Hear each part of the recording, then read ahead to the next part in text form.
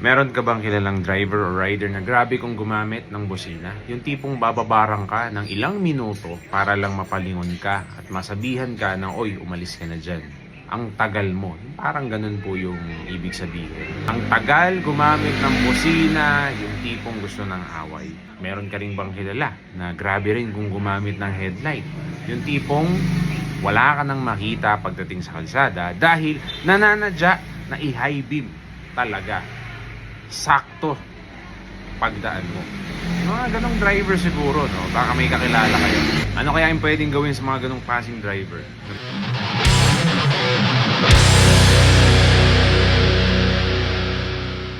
Ito po sa paggamit po ng busina, isang busina is to warn the other road user na mayroong po paparating na isang sasakyan.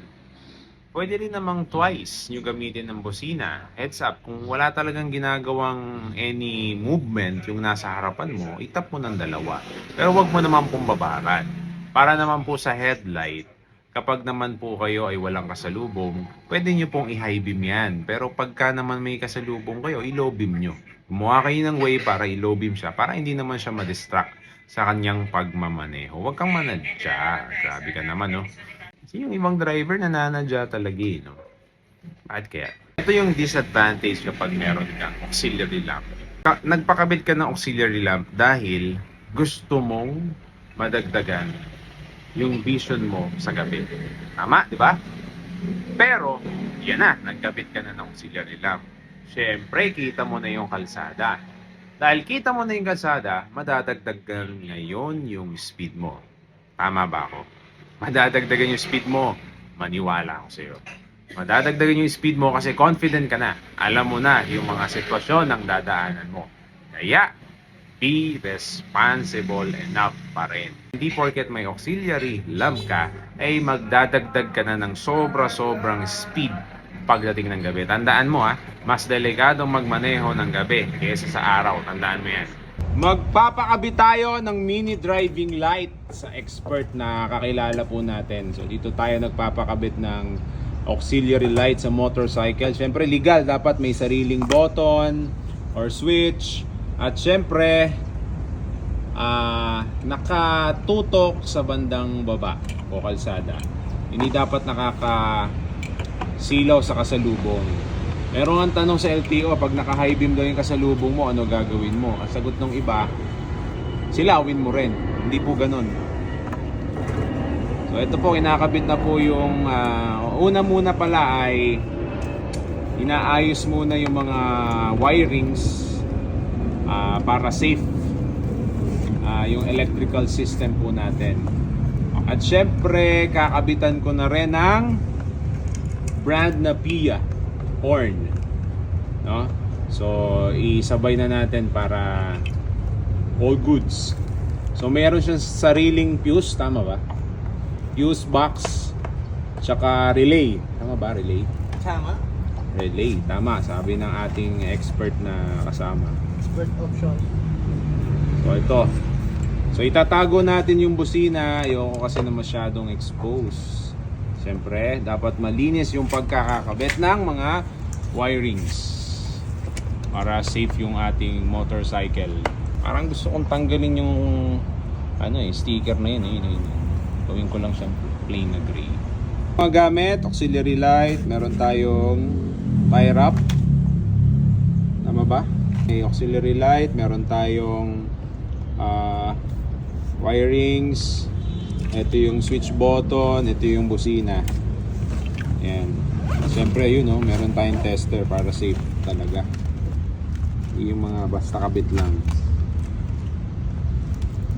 Ang ginastos ko dito overall 3,000. 2 gigs. Kailangan kasi natin din ng auxiliary light dahil pagka inabot po tayo ng gabi, visibility, kita mo yung daan, kita ka rin. Nga lang, responsible na paggamit ng auxiliary light. Curious lang ako dito sa part na to ng click. Ito. Ano tawag dito? Computer box. Ito po yung computer box. ECU na tinatawag. Or ECM. ECM. Ang meaning ay electronic control module ang tawag dito. Electronic control module. Ito po, balot na balot. Ito yung mga favorite ng daga eh. Oh. Ayun, ayun. Makakagating yan. Bakit kaya nandito yung battery ng Click? No? Paano kaya pag nabaha? Ano yung masasabi mo? Pag nabaha? Hindi naman siya papasok. Hindi naman siya papasukin kasi hindi naman yung ilalagay dito kung magkakaroon ng issue yan. So pinag-aralan talaga yan ng mga engineer na nag ano po nito, design. Dito natin ilalagay yung ilaw dito sa portion na to. Tapos tago yung busina. Balikan na lang ita bukas. Ayun, nakakabit pa eh. Yung mga gamit eh. Balik, lagyan na may ilaw na yan. So magmamaralaki na ako ulit ng gabi. Mga testing. Gabi eh. Baka makahanap na rin ng ano, ng checkpoint. Goodbye! Ito yung stock na ilaw niya. So yan. Yan yung stock na ilaw niya. Low beam, ito yung high beam. So kung titignan mo, kapag wala masyadong ilaw yung kalsada, eh, kulang na kulang talaga, no? And ito naman yung low beam at syempre yung high beam. Ayan, so white color yung ibaba, yellow yung taas. Kapag fog yung road condition, mas makakatulong talaga yan. Mas gamit na gamit yung kulay yellow na ilaw compare sa white color na ilaw. Ayos. So ito yung harapan niya, yung Honda Click. So dyan ko talaga siya pinalagay dahil ayoko nung naka-expose masyado yung bracket eh. Ayoko nung masyadong expose yung bracket sa motorcycle. Hindi ko kasi gusto yung itsura.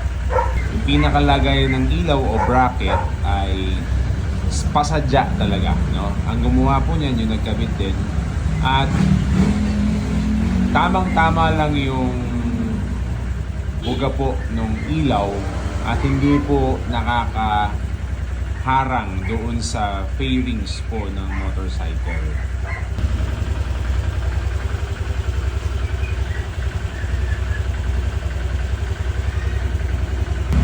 Yung high beam. Ayan. High beam.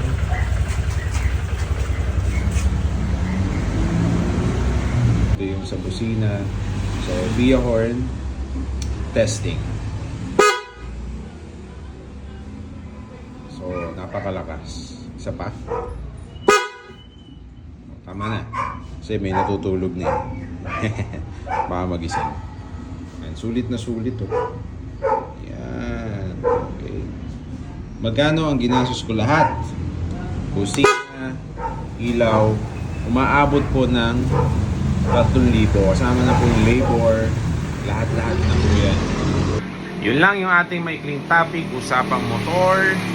Dahil nagpakabit po tayo ng auxiliary lamp at busina. So, yan yung topic natin ngayon. So, that's for today. Maraming salamat sa mga uwi galing trabaho. Mag-ingat po kayo. Naku, gabi pa naman. Tandaan nyo ha, mag-ingat po kayo. Ito po si Mr. Sander.